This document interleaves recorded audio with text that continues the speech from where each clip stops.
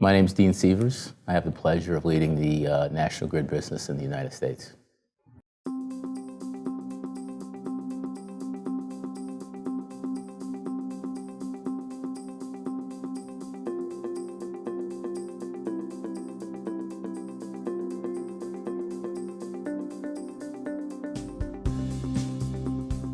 Yeah, I have a number of influences.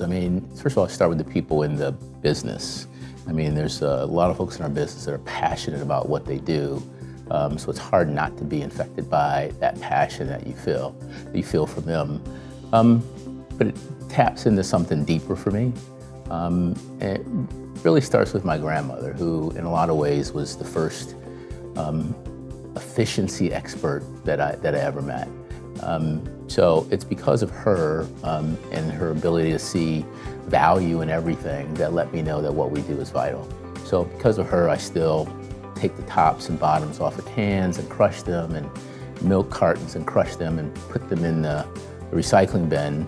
But I also squeeze the last piece of toothpaste out of a tube to get the last piece out of there. Because for her, things mattered, cost mattered. And she looked at her bills, so utility bills and bills mattered for her, but it also made for a better life. So I bring that with me every day because I really do think that what we do is vital. There's lots of folks that the bills are meaningful for them, and so while clean water, clean electricity, it can't be free, but I also don't believe customers should have to pay for waste. So for us, bringing a passion and being efficient about what we do and lowering cost and making it affordable for our customers fills me with a great sense of purpose. But I'd say it's multi-generational as well. There's this little guy, a little buddy in my life that has been really meaningful for me, a little guy named Miles. And he wakes up every single day without thinking about it, expecting clean energy and heat and a bright future. He's 10 months old, and Miles is my grandson. And I think he's perfect, and not necessarily like every other grandparent does, but he's perfect because no one's told him he's wrong. And so his expectation that energy is going to be clean and affordable and the earth is going to be in good condition when he grows up leaves me with a huge sense of responsibility. So as we make decisions at National Grid, as we lead the debate on clean energy, I think about Miles. I think about our broader customers and being efficient for my grandmother and other grandmothers that sit in the 20 million homes that we supply. But I think about the decisions we make when it comes to folks like Miles and his generation, and making sure that we make decisions that they have a bright future.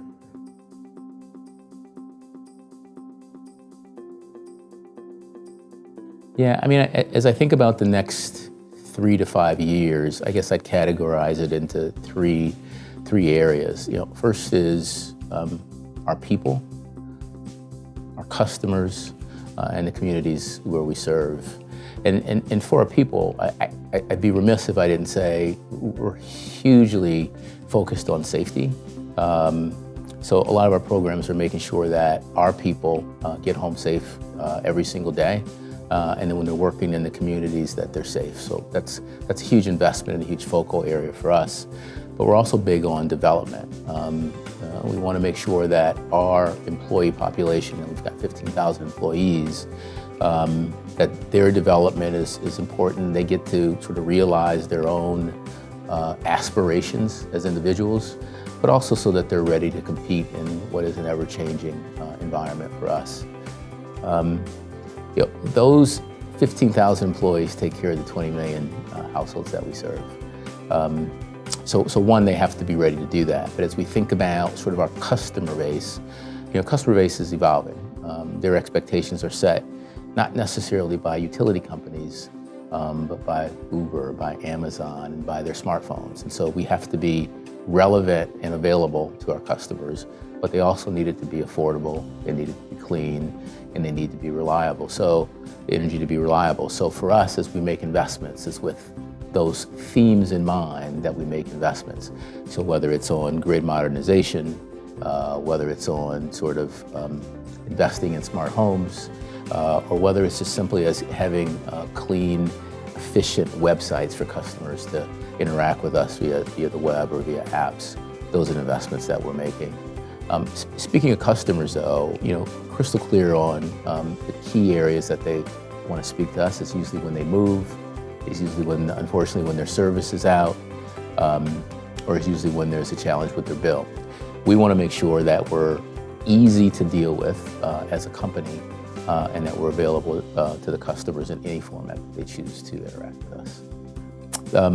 The last one would just be in the communities.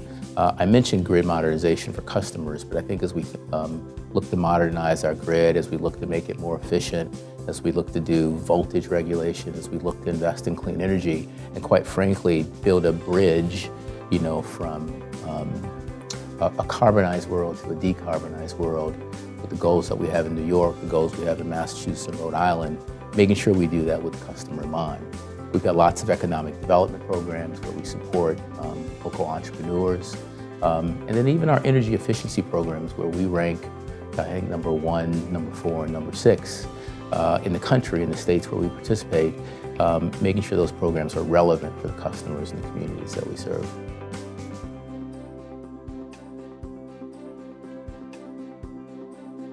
First of all, it's a different demographic with our customers and different technologies that they're used to using. So one, again, we need to be relevant, so whether it's app-based, whether it's Twitter, whether it's web-based, and making sure we're available to our customers 24 hours a day, 7 days a week.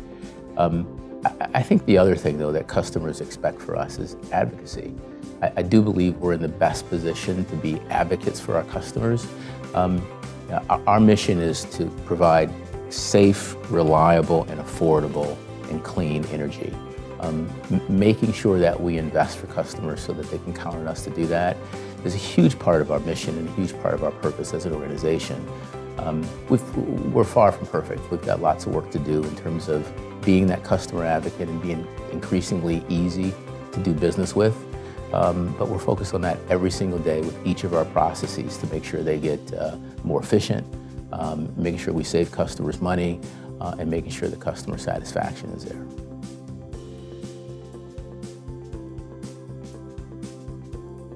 Yeah.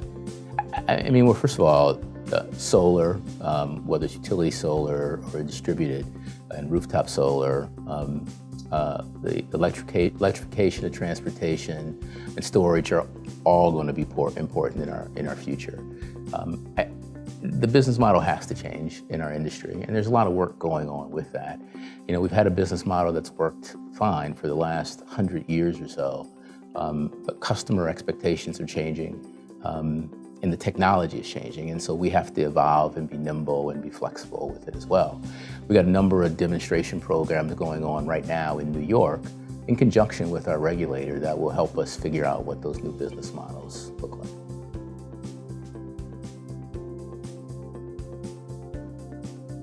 So talent, I guess I'd carve that up a couple different ways. I think, first of all, we have an impressive amount of talent in our organization now, whether it's in our engineering teams or our frontline workforce or even our functional teams and our customer organization. We have an incredible amount of talent now. We're investing in sort of the development of the talent so we stay relevant.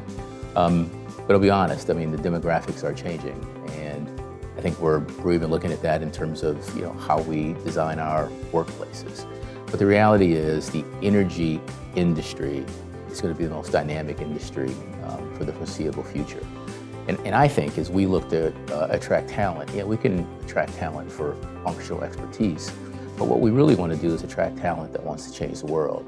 I think as we look to shape the debate and lead the dialogue about what clean energy looks like in the future, I think we're in the best position to do it as an industry. And clearly, in terms of what we're focused on at National Grid, puts us in a lead position in the industry to do that. So to me, attracting talent should not be the problem. I think for us, opening the door and letting people know what we do, we should be able to attract lots of talent to our space.